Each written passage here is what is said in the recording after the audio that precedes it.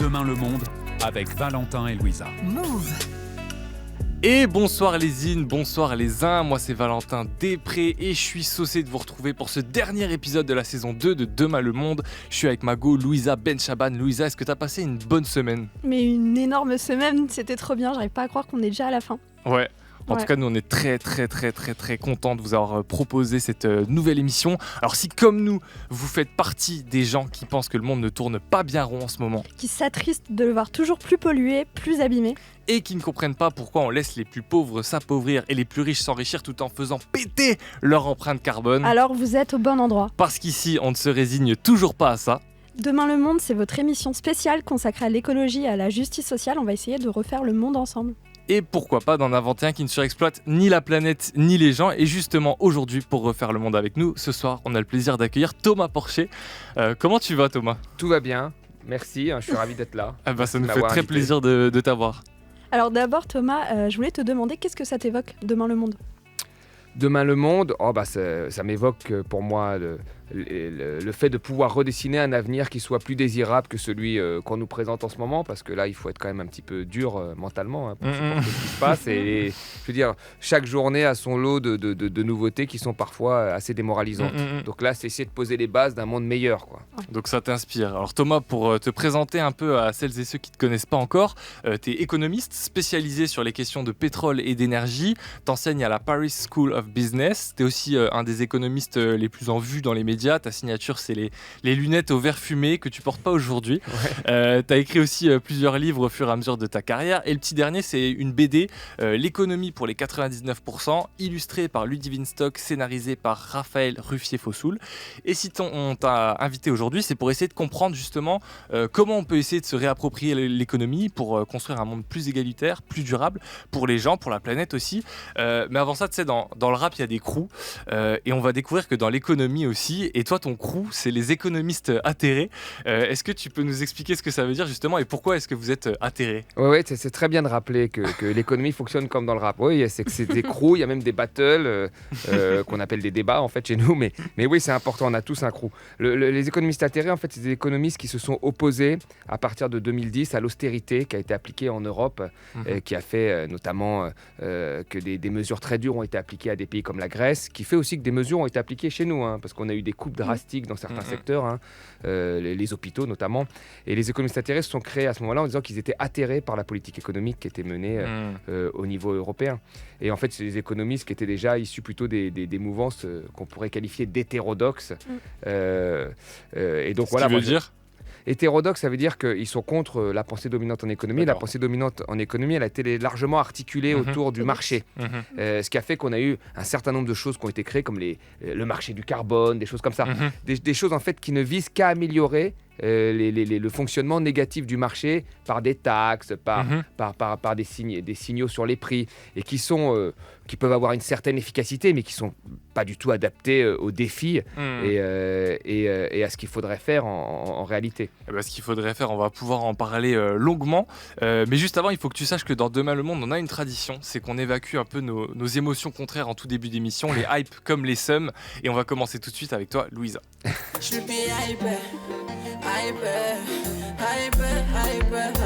Alors Louisa, qu'est-ce qui t'a hypé ces derniers temps ? Alors moi j'ai été très hypée par la carte vitale alimentaire. C'est une proposition qui a été faite par des parlementaires écologistes qui vise à instaurer une carte un peu sur le modèle de la carte vitale qu'on connaît tous. Là en gros les Français recevraient une carte créditée de 150 € par mois pour favoriser l'accès à une alimentation saine et locale. Par exemple, avec cette carte on pourrait aller chercher nos légumes chez un maraîcher du coin, choper du bon pain chez le boulanger et tout simplement pouvoir s'alimenter quand on n'en a pas les moyens. C'est un vrai game changer, et au passage ça profite aussi aux agriculteurs qui seront mieux rémunérés. On sait très bien qu'ils ont du mal pour la plupart à se rémunérer aujourd'hui. Il y a déjà eu des expérimentations locales similaires qui ont été menées dans plusieurs villes en France, notamment à Amiens, et ça a été plutôt une réussite. Dans l'idée, le financement envisagé pour ce projet se répartirait entre l'État et les collectivités locales. Et si je suis autant hypée, c'est que cette proposition elle pourrait aider des étudiants qui sautent des repas, des personnes isolées qui comptent chaque centime au supermarché, des familles qui doivent choisir entre payer leurs factures ou bien s'alimenter correctement, parce que bien manger, c'est pas un privilège, c'est un droit et c'est toujours important de le rappeler. Et en période de crise économique comme celle qu'on peut traverser aujourd'hui, la précarité alimentaire en France, elle touche un nombre croissant de personnes. Il y a l'inflation qui explose. Je crois que dans ton livre, Thomas, tu disais que ces dernières années, il y a eu 20% d'augmentation sur les prix alimentaires. Ouais. Il y a le chômage qui touche de plus en plus de monde et des fins de mois qui sont de plus en plus dures pour beaucoup de personnes. Donc pour beaucoup, aller faire les courses, c'est devenu un vrai casse-tête, et cette carte, c'est une vraie bouffée d'oxygène pour eux si elle est mise en place, parce que c'est encore un projet aujourd'hui. Elle permettrait de soulager des millions de personnes en France. Toi, Thomas, est-ce que l'économiste que tu es est hypé par cette proposition ? Complètement. Oui, c'est l'exemple même de l'utilisation de l'argent public qui va créer un circuit qui va profiter à tous. Un Parce que cercle vertueux. voilà, dès qu'on veut dépenser de l'argent public, y compris pour des bonnes choses, par exemple, il y a ça, il y a la rénovation des bâtiments, il y a plein de choses. On vous dit, on n'a plus d'argent, comme si l'argent allait être mis dans un trou noir. Mais non, l'argent, elle va profiter à une économie locale qui va produire plus, et elle va profiter aussi aux consommateurs qui va pouvoir stimuler la consommation de biens utiles et produits au niveau local. Donc ça va créer un circuit, ce qu'on appelle le multiplicateur en économie, j'en parle dans la BD, voilà. Ça va créer un circuit qui va amener des bienfaits à tout le monde, aux producteurs, aux consommateurs. Et donc l'État, à la fin, in fine, va sûrement en récupérer beaucoup plus qu'il n'en a mis. TVA, ouais. Donc vous voyez, Encore une fois, c'est une histoire de cercle vertueux. Exactement. Donc, et de choix politiques. Parfois, on choisit d'offrir des baisses d'impôts à des entreprises qui ne sont pas du tout alignées sur on va dire, les accords de la COP de Paris, ou sur le fait de produire localement, qui délocalise beaucoup. On va leur donner énormément d'argent. Et là, il n'y a pas de cercle vertueux en réalité. L'argent, elle part ailleurs. Alors que là, on voit très, très bien que le choix d'une bonne politique publique peut avoir des avantages pour tout le monde. Oui. Et toi, Val, je crois que tu as eu le seum ces derniers temps. Et moi j'ai trop le seum depuis que je suis né. Ouais, moi, il y a une news qui m'a miné ces derniers temps, et elle concerne le groupe BP, British Petroleum. C'est un important producteur de pétrole et de gaz britannique. Et le mercredi 26 février dernier, ils ont organisé une journée dédiée aux investisseurs, durant laquelle ils ont purement et simplement annoncé qu'ils allaient laisser tomber la transition écologique. Alors c'est dommage, parce qu'ils n'étaient pas si mal partis que ça. Je lisais dans la presse qu'ils avaient, je cite, une stratégie climatique autrefois ambitieuse. En fait, en 2020, ils avaient expliqué qu'ils viseraient la neutralité carbone et qu'ils allaient diminuer leur production de gaz et de pétrole de 25% d'ici 2030. Ça, c'était notamment grâce à un fonds d'investissement qui avait fait pression pour que la boîte change de stratégie climatique, un fonds qualifié d'activiste. Sauf que finalement, on oublie tout ça. En gros, ils vont finalement investir plus d'argent dans la production d'hydrocarbures pour doper leur rentabilité, et investir significativement moins dans les énergies renouvelables. En gros, la logique, c'est on se fait plus assez de moulaga, donc tant pis pour vous, les animaux et les pauvres qui allez mourir de chaud, parce que chacun ses priorités, vous comprenez. Au moins, ça a le mérite d'être clair. Il n'y a pas de greenwashing, tant pis pour tout le monde. Et je trouve que ça fout bien le seum. Toi, Thomas, t'en penses quoi ? Est-ce que tu le vois aussi un peu comme une preuve que les entreprises, elles vont pas forcément agir pour le bien des gens et de la planète si elles y sont pas contraintes ? Bien sûr, la contrainte, elle est extrêmement importante. Et la contrainte, ça doit pas être qu'une incitation, ça doit être une contrainte, une interdiction. Vraiment, il faut, parce que pendant très longtemps, on a dit faut pas les contraindre, faut les inciter. Alors, il y avait aussi le name and shame game, c'est-à-dire que les entreprises avaient honte de dire qu'en fait, elles s'en moquaient du climat. Donc, les entreprises pétrolières ont fait beaucoup de greenwashing. On dit non, mais nous, on est des entreprises énergétiques, plus des entreprises basées sur les fossiles. Mais l'histoire nous a montré que chaque fois que ces entreprises gagnaient beaucoup d'argent, par exemple entre 2004 et 2014, les prix du pétrole ont été multipliés par 5, elles ont gagné beaucoup d'argent. Elles n'ont pas investi dans la transition. Elles ont investi dans des pétroles encore plus polluants, les pétroles de schiste aux États-Unis, les sables bitumineux au Canada. Et là, on le voit bien aussi, elles ont gagné énormément d'argent avec l'inflation. Et il y a Trump qui arrive, qui leur dit la question climatique est moins importante. Ils se disent on y va, on va réinvestir encore dans des fossiles, parce que c'est là que l'argent est. Et c'est pour ça qu'il y a vraiment une responsabilité que ces compagnies portent, mais aussi les gouvernements portent, les gouvernements des pays riches, parce que c'est des compagnies de pays riches, là, c'est des majors, ont une responsabilité énorme pour leur dire à un moment, stop, le surplus d'argent que vous avez gagné, vous allez l'investir ailleurs. Et dans les années 70, c'est ce qu'on a. Les États-Unis, dans les années 70, quand il y a eu les chocs pétroliers, les majors américaines ont gagné énormément d'argent. Et les États-Unis ont dit non, c'est un profit qu'on appelle un super profit, on va le taxer. Voilà. Et aujourd'hui, il faudrait faire la même chose, de taxer et de réinvestir dans les infrastructures d'énergie renouvelable, ou même de rénovation des bâtiments, des infrastructures qui permettent d'organiser cette transition. mais c'est pas du tout ce qui est fait. Les termes sont dits que des solutions dans Demain le Monde. Maintenant qu'on a évacué nos sommes, nos hypes, on va pouvoir commencer à discuter, toi Thomas, de ta vision de ce que pourrait être l'économie. Et ce soir, pour refaire le monde avec nous, on est très heureux d'être avec un homme de connaissance, un homme de savoir, un vulgarisateur, monsieur Thomas Porcher. Je rappelle que ta spécialité, c'est l'économie. Et c'est vrai que l'économie, ça peut rebuter un peu les gens. On a l'impression que c'est une discipline compliquée, que ça ne nous regarde pas vraiment, que de toute façon, on peut rien y faire. Mais toi, tu essayes de rendre ça plus simple et d'encourager les gens à s'y intéresser. Il y a aussi cette phrase « l'économie est un sport de combat et moi j'ai choisi mon camp », c'est ce que tu dis dans ta BD. Qu'est-ce que ça veut dire ça exactement ? Je pense que toutes les sciences sont un sport de combat, mais l'économie, c'est là où c'est un vrai sport de combat, c'est-à-dire que quand vous avez une réforme d'économie, il va toujours y avoir une partie prenante qui va perdre. Il va toujours. C'est pour ça que quand on vous dit ah mais ça va profiter à la France, etc. Par exemple, on va réformer l'ISF, ça va pas. C'est pas un cadeau plus riche, c'est un cadeau à la France. C'est ce qu'a dit un économiste, Nicolas Dose. Il a dit ça. Mais non, en réalité, il y a une partie prenante qui va récupérer plus d'argent, c'est les 1% les plus riches. Donc dès qu'il y a un changement de virgule, une réforme, c'est quelqu'un d'autre qui va en profiter. Et c'est en cela que c'est un combat. C'est un combat. Et en fait, dans ce combat, vous défendez une des parties prenantes. Et moi, j'ai toujours choisi de défendre finalement la partie prenante qui était la plus faible ces dernières années, qui a été le plus faiblement avantagée. Et tous les chiffres le montrent. C'est-à-dire que quand on regarde les 30 dernières années, la répartition des richesses, elle a profité beaucoup plus à une minorité qu'à la majorité de la population. Et dans Demain le Monde, on parle beaucoup d'écologie, mais aussi beaucoup d'inégalité sociale, mais aussi de vouloir changer le monde en général, tu l'auras compris. Et souvent, on a l'impression qu'il y a un déclic chez les gens, un moment qui leur a donné envie de s'intéresser à ces sujets, de changer les choses. Toi, à quel moment tu t'es rendu compte que l'économie pouvait fonctionner autrement ? En fait, moi, quand j'étais jeune, je viens du 93 et je viens d'un endroit où je vivais juste à côté d'une zone industrielle, la zone industrielle entre le Bourget et Blanc-Ménil, où on la voyait de chez moi. Elle était très connue, cette zone industrielle. Et en fait, à partir des années 90, il y a un certain nombre d'entreprises qui ont fermé, qui ont été délocalisées.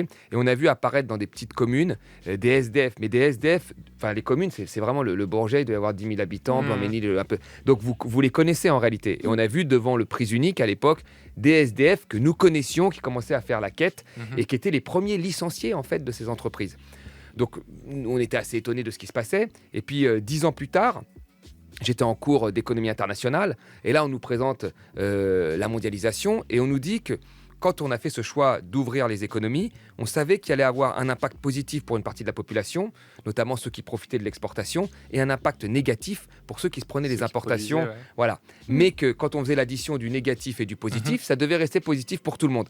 Donc les gens savaient qu'une partie de la population allait souffrir. Et cette partie de la population, moi, c'était en fait les gens qui vivaient avec moi, mes voisins, etc. Et à partir de ce moment-là, je me suis dit, l'économie, c'est un rapport de force très clair. Et qu'en fait, bah oui, si tu es un cadre d'une grande entreprise, tu dis la mondialisation, c'est beaucoup de débouchés pour ma boîte, je vais en profiter. Mais quand tu étais les autres, tu le subissais. C'est à partir de ce moment-là que je me suis dit, il y a un rapport de force et l'économie est clairement politique. Bah ça, c'est une phrase que je trouve hyper intéressante dans le livre et qui est liée à ça. C'est qu'en fait, toi, tu dis, quand on parle d'économie, il y a toujours une question à se poser, c'est à qui ça profite. Et bien là, l'histoire que tu viens de nous raconter, elle illustre parfaitement, je trouve, ce cas de figure-là. En fait. Mais bien sûr, pour tout. Vous savez, quand on vous dit, bon, on va supprimer par exemple 4000 postes dans l'éducation nationale, ce qui était un peu ce que voulait faire l'ex-gouvernement, Monsieur Barnier. Il voulait les premiers postes d'économie étaient l'éducation nationale. Bon, quand vous avez fait vos scolarités, je sais pas moi, à l'école alsacienne, dans le privé, que vous avez fait ensuite Sciences Po, vous avez fait que des filières d'élite. Donc vous vous rendez pas compte à quoi ressemble par exemple une école publique dans les bordures de Paris ou même en banlieue ou même en province. Et donc vous vous dites bon bah ça va passer. Mais en réalité ça passe pas. Et quand vous avez des quartiers, par exemple là où j'ai fait mes études, la Courneuve, vous avez un taux de pauvreté à grosso modo 40% de la population, presque 50%. Vous avez 3 fois plus de chômage.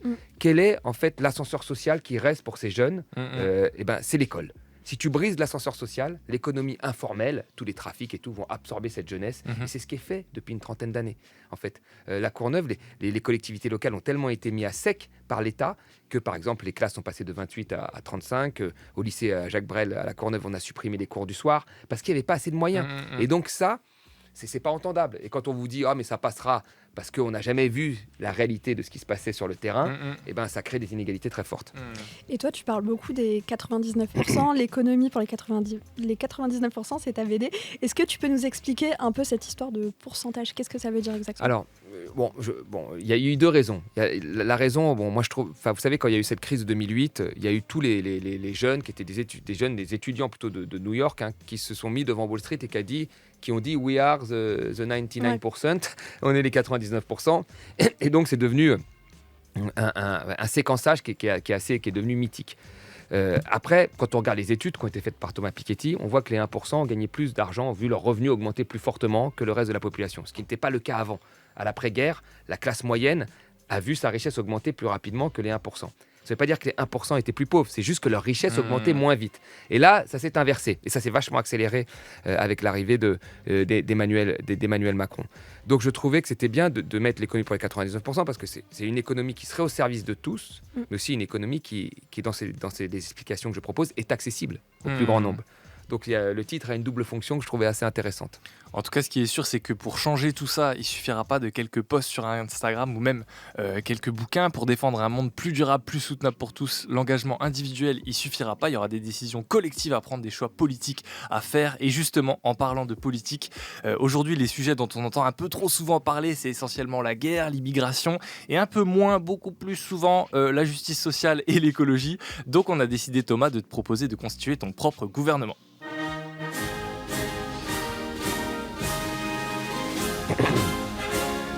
Mesdames, messieurs, après quelques mois aux responsabilités, le Premier ministre actuel ne parvient pas à apporter une réponse concrète et satisfaisante aux vrais problèmes du pays. La foule gronde, les manifestations contre le pouvoir en place prennent de l'ampleur et François Bayrou est contraint de démissionner. Emmanuel Macron, qui étonnamment a dévoré la fameuse bande dessinée L'économie pour les 99% après une session jet ski à Brégançon, se dit que finalement il y a peut-être une autre alternative. Thomas Porcher, te voilà Premier ministre. On veut savoir qui tu mets dans ton gouvernement et pourquoi, sauf qu'on te rajoute une petite difficulté, t'as pas le droit de citer de personnalités politiciennes. Alors pour commencer, qui tu mettrais à la transition écologique ? À la transition écologique, l'écologie est quand même le parent pauvre de tous les gouvernements. C'est là où il y a le plus de coupes. C'est l'écologie, donc je mettrais quelqu'un d'un peu radical et jeune. Donc je choisirais, je pense que là on arrive tous sur la même personne qui serait Camille Etienne. Je mettrais une Camille Etienne. On nous l'a déjà cité. Parce que il faut qu'il y ait une forme de radicalité qui soit la transition écologique. Même si après, sur certains thèmes, peut-être que ça doit être, on peut en discuter, parce que parfois, ça peut prendre de plein fouet un certain nombre de personnes, notamment sur l'avion, par exemple. Vous avez des gens qui vont vous dire il ne faut plus prendre l'avion, Jean Covici, il faut le prendre 4 fois dans une vie, mais dans la réalité des faits, c'est beaucoup plus compliqué. Par exemple, les ultramarins, on ne peut pas leur dire de faire des visioconférences toute leur vie avec leurs parents. Moi, j'habite dans une tour, le gardien est ivoirien, il part une fois tous les 5 ans en vacances. On ne peut pas lui dire « Ah bah non, tu ne peux plus aller en Côte d'Ivoire ». Ma compagne aujourd'hui est vénézuélienne. Qu'est-ce que je vais lui dire de ne plus aller voir ses parents ? Parce que c'est pas possible. Je veux dire, on est dans une société aujourd'hui avec des gens qui sont issus de l'immigration, qui ont encore de la famille à l'étranger. On est dans une société qui se mélange, c'est une bonne chose. Et quand on se mélange, on a de la famille à l'autre bout du monde, etc. Donc la question de l'avion, elle doit être traitée avec beaucoup plus de finesse qu'un truc purement paramétrique où on vous dit on doit prendre 4 fois l'avion comme Jean Covici. Mais 4 fois l'avion, c'est très simple. Par exemple, pour moi, prendre 4 fois l'avion, c'est très simple. La majorité de ma famille vit en France, même la totalité maintenant. Donc il n'y a pas de souci. Voilà. Et puis par ailleurs, en plus, j'ai fait un certain nombre de voyages quand j'étais jeune, donc je peux aujourd'hui dire je prends plus l'avion. Très bien. Mais c'est très difficile, je pense, et même pour des personnes qui sont... rappelons-nous, vous regardez les voyages qui sont offerts dans les grandes surfaces, qui sont des voyages vraiment à prix cassé, dans des clubs souvent en Tunisie, aux Canaries, des clubs où tout est... la plupart des gens, quand vous regardez la sociologie de ces gens-là, c'est des gens qui n'ont jamais pris l'avion de leur vie, qui arrivent à la retraite, qui avec une petite retraite se font plaisir. On ne peut pas leur arriver avec une posture morale en leur disant ça. Mais il faut une forme de radicalité à l'écologie. C'est pour ça que je prendrais Camille Etienne. En tout cas, ça mérite. La question mérite d'être posée et d'être discutée avec intelligence plutôt que d'être mise sous le tapis. Voilà. C'est ça. Il faut de l'équité dans les solutions. Exactement. Et qui tu mettrais au ministère de l'économie ? Au ministère de l'économie, je mettrais Maxime Combest. Je ne sais pas si vous voyez qui c'est. Maxime Non. Combe ou Combes, je sais pas comment on dit. Combes. Ouais, bon, moi Je j'ai sais pas. toujours dit Combes, je trouve que ça donne un petit côté Il espagnol. nous excusera. Voilà, en plus je le connais. Je l'aime bien parce que c'est un économiste de formation qui est passé par Attaque, etc. Donc qui est effectivement et qui en plus était dans la branche d'Attaque sur l'écologie et qui est quelqu'un qui a la structure vraiment d'Attaque, on va dire, sur la question de la justice sociale, justice fiscale. Et c'est quelqu'un en plus qui a l'aspect écologique avant l'heure, hein, parce que vraiment il était un des pionniers là-dessus en termes sur toutes ces questions-là. Donc je le vois bien moi à l'économie. Ouais. Il serait parfait, je pense. Ouais. Il serait très bien. Et dernier poste, et pas des moindres, parce que c'est là que tout commence, l'éducation nationale. Alors le ministre de l'Éducation nationale, j'ai pas un nom. Alors je vais vous donner un nom qui était une maîtresse que j'ai eue, mais elle est à la retraite, qui était une maîtresse qui s'appelle Annie Bréa, qui était ma maîtresse que j'ai eue à Jean Massé à Blanc-Ménil. Qui est à la retraite maintenant, mais qui était typiquement moi c'est le profil qu'il faudrait. C'est-à-dire, c'est le profil de quelqu'un qui a fait toutes ses études dans le public, qui est prof, qui est professeur des écoles dans un lycée public, donc qui voit vraiment, qui connaît vraiment tous les problèmes, mais aussi toutes les beautés qu'il y a eu dans ce métier, c'est-à-dire d'avoir quelqu'un, de le voir réussir. Enfin, c'est vraiment, ou de voir que des jeunes qui avaient parfois des difficultés arrivent à trouver après un chemin scolaire intéressant. Donc moi, la condition que je donnerais pour que quelqu'un soit au ministère de l'Éducation, c'est qu'il ait fait vraiment toutes ses études, la majorité dans le public, et y compris à la fac, qui se rendent compte vraiment. Les filières d'excellence, moi, elles me posent c'est bien, mais elles me posent quand même un problème. Hein, on pourra en rediscuter. Et puis, quelqu'un qui soit sur le terrain. Parce que là, on a eu des ministres de l'Éducation qui n'avaient jamais mis un pied dans une institution publique. Et donc, après, ils peuvent vous faire des grands discours sur l'école, sur la fac. Ils ne connaissent rien. Ils ne connaissent absolument rien. Et vous avez un moment, ce qui est important, c'est que, moi, je pense, dans la constitution même d'un point de vue politique, il y a bien sûr ce que vous lisez, bien sûr l'environnement où vous évoluez, mais le vécu est toujours important. Le vécu est toujours, moi, une chose que je trouve assez importante. Et donc, c'est important d'avoir des gens aujourd'hui à l'éducation qui connaissent les problèmes à la base, quoi, voilà, qui vont écouter les syndicats, etc. Et qui ne vont pas dire non, on va faire un plan d'économie ou non, on va réorganiser. Ça ne peut pas être que l'alpha et l'oméga de la politique, ça. Merci beaucoup, monsieur le Premier ministre. Merci. Louisa, qu'est-ce qu'on en pense de ce gouvernement bon Porcher? entendeur, hein, c'était plutôt pas mal. Merci beaucoup. Sur le papier, on est chaud. Hein. Bon, en attendant de te voir débarquer à Matignon, parce que ça va peut-être pas arriver d'ici demain. Et je vais vous dire une chose, je rajoute une chose qui est importante aussi. Moi, je redélocaliserai une grosse partie des ministères. Parce que, par exemple, le ministère des Transports, moi, je le mettrais dans un endroit où on est dépendant des transports. Ce que j'avais dit dans une autre émission, que vous mettez le ministre des Transports et vous l'obligez à prendre les transports, parce qu'un ministre des Transports doit prendre les transports. Et quelqu'un qui va se faire, je sais pas moi, un Gare du Nord Sevran-Bedotte tous les jours, je vous promets qu'il va trouver tout de suite des moyens pour le RER B. Mais en l'espace de 3 semaines. Et le problème, c'est qu'aujourd'hui, les gens, ils prennent plus les transports. On avait même une porte-parole du gouvernement pendant les grèves. Elle dit, je vais prendre ma voiture, moi. Vous voyez, et donc, il n'y a plus d'empreinte avec le réel. Vous prenez les transports pendant une semaine, vous comprenez qu'il y a un vrai problème de financement. Et là, tout de suite, vous allez trouver l'argent. Plutôt que d'avoir des idées, de les mettre sur d'autres projets qui vont être moins utiles à ces gens qui travaillent et qui prennent les transports tôt. Une mesure qu'on a envie de voir s'appliquer. Et vous écoutez toujours Demain le Monde, l'émission dans laquelle on refait le monde. Bah ouais, fallait qu'on revienne pour une saison 2 et on essaye encore et toujours humblement d'en inventer un qui ne surexploite ni les gens ni la planète. Je suis toujours avec mon acolyte sûr, Louisa Benchaban. Et aujourd'hui, pour ce 5e épisode, on est avec Thomas Porcher. On parle d'économie, on essaye de voir comment on peut se la réapproprier pour transformer le monde imparfait qui nous entoure. Parce c'est vrai qu'on a un peu l'impression qu'aujourd'hui, l'économie c'est devenu notre ennemi. Quand les plus grosses boîtes vont bien, les actionnaires se régalent, mais c'est rarement la même pour le reste de la population. Et niveau environnemental, c'est encore pire, parce que évidemment, quand les grosses boîtes style Amazon, Total, Chine et compagnie vont bien, c'est l'écologie qui en prend un coup. Thomas, est-ce qu'une économie en bonne santé, c'est forcément une planète et des écosystèmes qui trinquent? Mais si on repart des besoins, non. Si on repart de ce dont nous avons vraiment besoin, en fait, nous avons besoin de nous nourrir, le mieux possible, pas de surconsommation, pas de consommation inutile, etc. Nous nourrir le mieux possible en qualité. Nous avons besoin de nous habiller de manière raisonnable. Nous avons besoin de loisirs. Si on repart des besoins, on a une économie qui n'a absolument rien à voir avec aujourd'hui. Aujourd'hui, il y a une surproduction sur un certain nombre de biens. Par exemple, le textile. Le textile, c'est 100 milliards de vêtements par an. On est 7 milliards. Il y a 1 milliard de la population qui a du mal à déjà survivre. Donc là, on est dans une surproduction. On voit qu'il y a une volonté aujourd'hui, et avec les réseaux sociaux et Internet, ça n'a pas arrangé les choses parce que le magasin est ouvert 24 heures sur 24. Il y a une volonté d'alimenter des désirs constants, et c'est très difficile de sortir de là. Mais je veux dire, y compris pour des gens comme nous. Parce que nous sommes au courant de ça. Nous savons que le textile produit dans des conditions sociales et environnementales horribles. Et malgré tout, nous restons perméables à ça. C'est ça le pire. Et c'est pour ça aujourd'hui, vous voyez, les solutions basées sur l'adaptation du consommateur, elles ne suffisent pas. Parce que elles le savent, les grands groupes, qu'on ne peut pas lutter. C'est-à-dire que vous pouvez être une marque de grandes jeans, de jeans très connue, et marquer achetez moins, lavez moins, consommez moins. Ça ne change rien. On peut être une marque de soda et dire consommez moins de sucre. Ça ne changera rien. Ils gagnent à la fin parce qu'ils savent que l'ajustement du consommateur est faible. Alors moi, je comprends aujourd'hui les gens, parce que pendant très longtemps, j'ai fait des conférences, ils me disaient bon, qu'est-ce qu'on fait à la fin ? On ne peut pas être que dans la lutte politique. Il faut nous qu'on fasse individuellement quelque chose. Et ils ont raison. Et aujourd'hui, il y a une partie des jeunes qui individuellement changent leur mode de vie et ça pousse les boîtes à changer, c'est clair.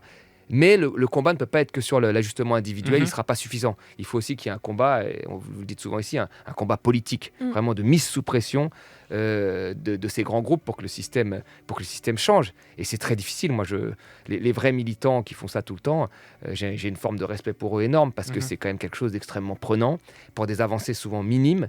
Mais sans eux, ce serait différent. Voilà. Il y a une notion dont on entend beaucoup parler quand on parle d'économie, c'est la décroissance. Il y a même Timothée Parry, qui est un autre économiste qui a consacré une thèse. C'est instantanément devenu un peu le mouton noir de l'économie. Et toi, c'est quoi ton point de vue là-dessus ? Moi, en fait, alors Timothée Parry, je pense qu'il arrive après d'autres, Serge Latouche, et qu'il a il a fait un très grand travail de vulgarisation. Il est extrêmement habile là-dessus, et c'est bienvenu parce que, comme je vous l'ai dit, par exemple, le textile doit décroître. Nous sommes d'accord. Il y a plein de secteurs qui doivent décroître, puis après il y a d'autres secteurs qui doivent croître, mais effectivement, globalement. En fait, c'est ça, c'est se poser la question par secteur. En fait, c'est de repartir des besoins, la rénovation des bâtiments doit croître. Elle doit s'accélérer. Le développement des énergies renouvelables doivent s'accélérer. Un certain nombre de gens dans le monde ont des besoins et doivent voir ces besoins augmenter. Je parle vraiment des gens qui sont autour du seuil de pauvreté, $1 par jour. Eux, ils ont besoin de croître. Et c'est pour ça que, en fait, souvent en économie, des gens partaient, par exemple notre prix Nobel de l'économie, Monsieur Tirole, extrêmement économiste brillant, extrêmement brillant. Il a dit à un moment, il faut un prix du carbone. À partir du moment où tout pollue, il faut un prix du carbone pour tout. Et moi, j'étais en désaccord avec ça parce que du CO2 qu'on émet au Mali pour construire des routes ou des infrastructures d'éducation ne vaut pas, même s'il porte atteinte de la même façon au climat, il ne vaut pas la même chose qu'un CO2 émis pour construire un centre commercial à Boston. Donc vous voyez, à un moment, il faut une approche différenciée des choses. Mais après, au niveau global, quand on regarde les trajectoires, il a entièrement raison, Timothée Parry. On ne peut pas penser qu'on va croître de façon illimitée. Et ça, c'est pas possible. À un moment, il va falloir que c'est marrant de voir que finalement, ceux qui pestent le plus contre la décroissance, c'est ceux qui devraient le plus le moins croître dans l'absolu dans les prochaines années. Exact, c'est toujours la même chose. De toute façon, quand on regarde le développement des énergies les plus polluantes, elles sont tenues majoritairement par les pays riches, vraiment les pétroles et gaz de schiste américains et les sables bitumineux du Canada. On parle de pays qui ont la capacité technologique, la capacité financière à exercer des transitions. Et ce sont des pays qui vont chercher des pétroles qui sont extrêmement difficiles d'accès. Parce qu'il faut vraiment avoir une différence dans la tête entre un pétrole qui ne demande qu'à jaillir, comme il y en a dans les pays du Golfe, d'Arabie Saoudite, comme il y en avait au Texas à l'époque dans Tintin. C'est-à-dire, tu fais un trou, ça jaillit. Ce pétrole-là, d'un pétrole sur les sables bitumineux, où tu dois vraiment presser des cailloux pour en avoir une goutte. Ou ça, c'est des pétroles extrêmement polluants. Donc, les pays qui se sont lancés dans ce type de pétrole sont des pays riches qui avaient les moyens de faire autrement.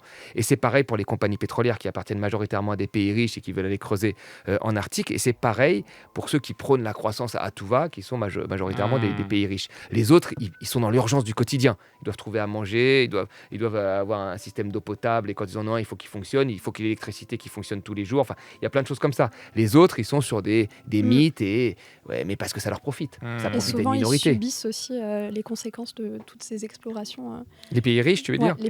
Non, les pays pauvres. Les pays pauvres, subissent complètement. les conséquences de Bien sûr, complètement. Et d'ailleurs, c'est rarement eux qui exploitent leur propre pétrole. C'est souvent des compagnies multinationales des pays riches. Move. Bon alors Thomas, on va parler français, on va se dire les choses pour mener à bien cette fameuse transition écologique et rendre l'économie plus soutenable. On sait en gros un peu ce qu'il faut faire. Il y a par exemple l'isolation des bâtiments dont tu parlais tout à l'heure, la réduction de la taille des élevages, l'investissement dans les trains. Est-ce que tout ça c'est de l'utopie ? Est-ce qu'on a l'oseille pour mener à bien cette transition ? Oui, et est-ce que c'est une question d'oseille d'ailleurs ? Oui, c'est quand même. Enfin, l'oseille reste quand même le nerf de la guerre. Et je pense ça reste quand même le nerf de la guerre. Après, il faut que ce soit bien utilisé. Après, est-ce qu'on a les capacités financières pour le faire ? Oui, très clairement. En fait, là, ce que nous vivons, c'est plus une question de choix politique. L'oseille, la dette ou ces choses-là sont mis en avant pour justement ne pas faire ces choix-là. C'est un épouvantail qu'on agit en disant on voudrait bien le faire, mais on ne va pas le faire, donc on va faire autre chose. Mais je veux dire, on a retiré 70 milliards, on a fait 70 milliards de baisse d'impôts pendant le quinquennat, sans sourciller, on les a fait d'un trait, il n'y a pas eu de souci. On a donné quasiment 20 milliards aux grandes entreprises et aux très riches. Il n'y a pas eu de souci. Oui. Donc les milliards, on peut les avoir. Il n'y a vraiment pas de problème. Et puis on l'a vu après, vous vous en souvenez, moi je me souviens quand même de cette phrase qui était assez magique d'Emmanuel Macron face à une aide-soignante. 6 mois avant le Covid, 6 mois, 1 an avant le Covid, il y a une aide-soignante qui lui dit on a besoin de moyens et tout au CHU de Rouen. Et lui il dit il n'y a pas d'argent magique, il y a la dette, le déficit, on ne peut rien faire. Et puis après, en plein Covid, il dit bon, je vais faire un investissement massif dans l'hôpital après le Covid. Donc là, on se rend bien compte que cette situation est ridicule et que si on avait fait peut-être les investissements avant, il y aurait eu moins de morts et l'hôpital aurait été plus prêt face à cette pandémie. Et donc l'argent, il est là. L'argent, il est là. Je veux dire, les crises nous le montrent à chaque fois. On rajoute de l'argent pour soutenir à peu près la baraque parce qu'on a fait tellement d'économies avant et ça tient. Donc l'argent est là. C'est vraiment plutôt les choix politiques. Et c'est quand même une question. Les investissements sont quand même une question d'argent.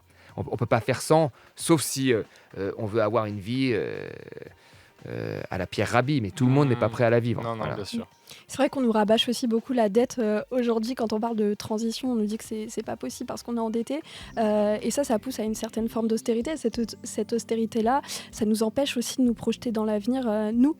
Donc ça, tu t'en penses quoi justement ? On n'a pas d'argent. On nous a parlé pendant 6 mois d'un budget où on n'avait pas d'argent pour rien. On était prêt à faire des économies partout et on a fait des économies d'ailleurs sur l'associatif, etc.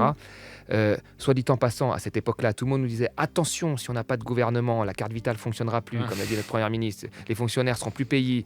Il y a même une journaliste un jour en dehors d'un plateau après m'a dit tu vas voir, ça va être le scénario de la Grèce à partir de janvier. Et quand on a vu finalement les spreads, c'est-à-dire les différences de taux entre l'Allemagne et la France, ils sont restés stables pendant toute la crise.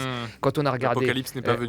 Quand on a regardé l'achat de notre dette, parce que les investisseurs achètent notre dette, ils étaient toujours 2 fois plus à vouloir acheter notre dette pendant la crise. Donc ça a tenu. Donc on veut beaucoup nous faire peur. Oui, ça, il faut vraiment l'avoir en tête. On veut nous faire peur. Et puis du jour au lendemain, on va mettre 40 milliards en plus sur l'armée, sur la défense, on va faire un super prêt. Là, il n'y a pas de souci.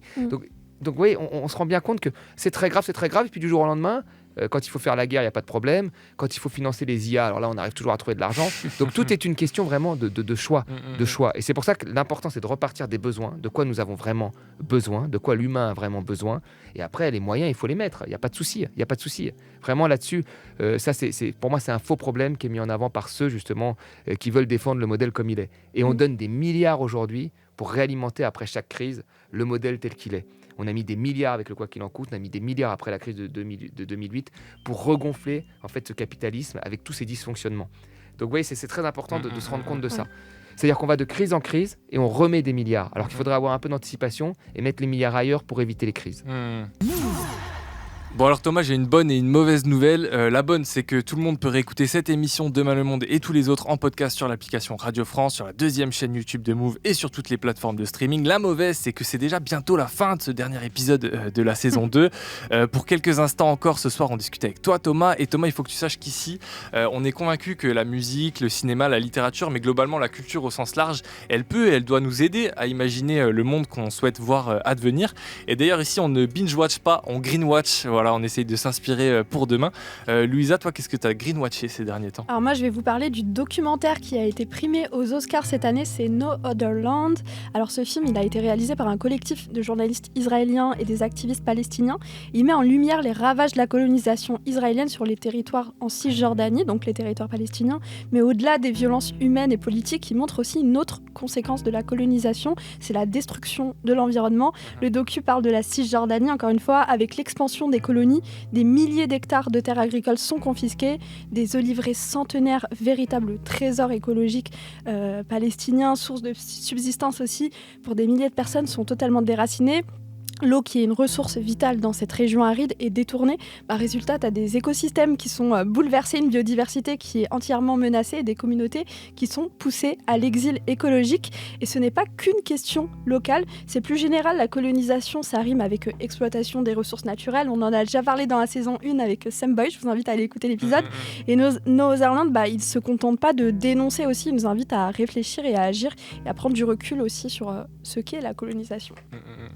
Est-ce que ça t'a donné envie d'aller voir ce documentaire, ouais, Thomas ? bien sûr, tout à fait. Je connaissais pas du tout, mais oui, je vais aller le voir. Oui, c'est très Alors, il est intéressant. dur à trouver en salle, mais je vous invite quand même à aller checker selon vos villes. Ouais. Il n'est pas encore sur les plateformes de streaming, ça ne serait tardé. En VOD tout cas, peut-être ? En VOD, vous pouvez checker, mais c'est pas. J'ai regardé, c'était compliqué là. Bon, ça marche. Moi, je l'ai vu au ciné. Donc... On va chercher. Moi aussi, je suis sur une reco au cinéma aujourd'hui, mais plutôt sur de la fiction, avec un film qui remonte à 2017, mais que j'ai vu il y a pas très longtemps. C'est Okja du réalisateur sud-coréen Bong Joon-ho.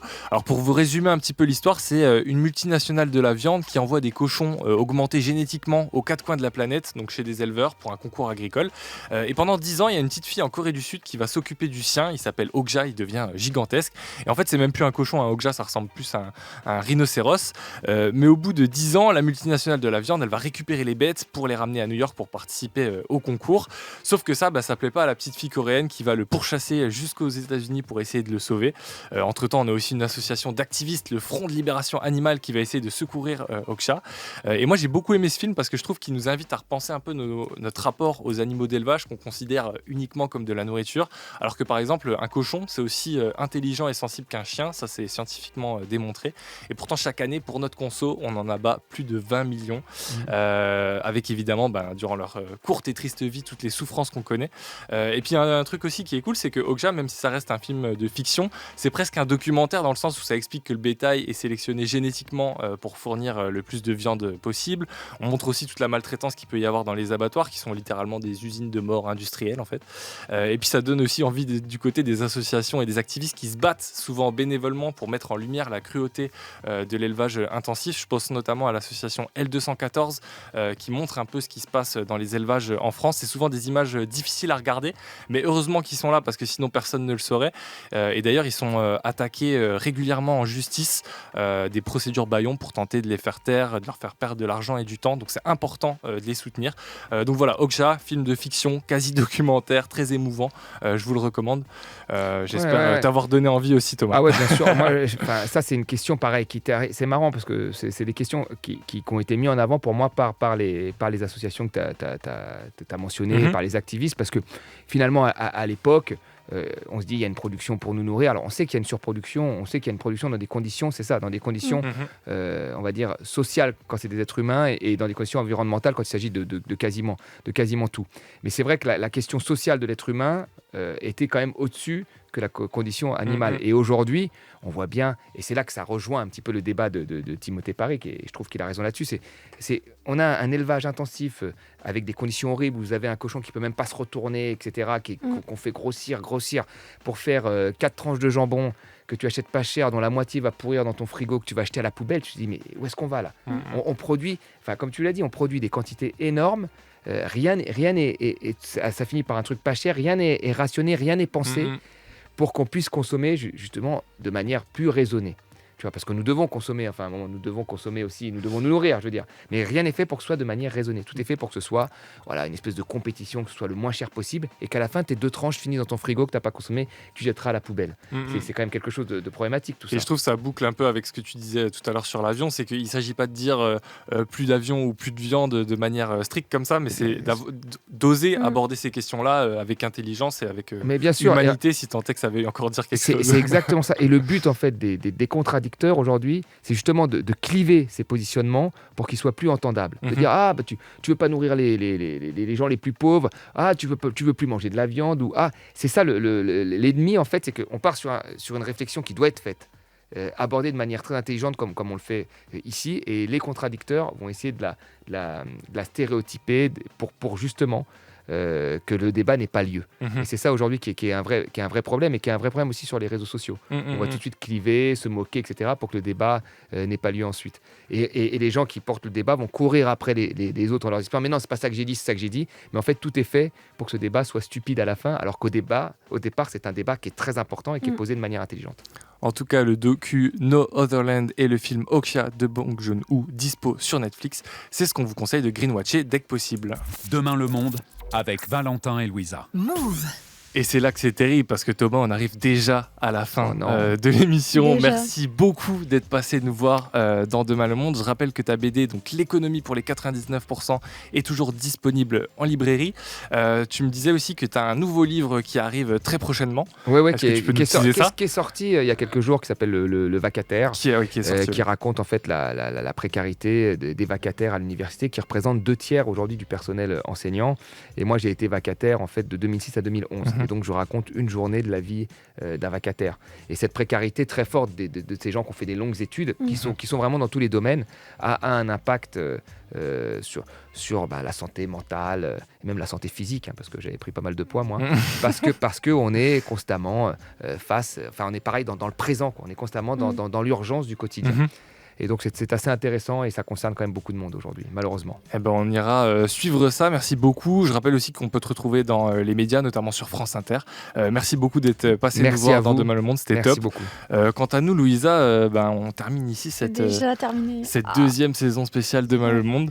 Je pense qu'on peut le dire, c'était un bonheur de s'autoriser encore une fois l'idée qu'on peut peut-être encore changer les choses, qu'il y a d'autres choix et que s'accommoder de la destruction des écosystèmes, de la montée des inégalités, du racisme, du fascisme et j'en passe et des meilleurs, c'est peut-être pas la seule solution. Ne nous résignons pas. Ne nous résignons pas.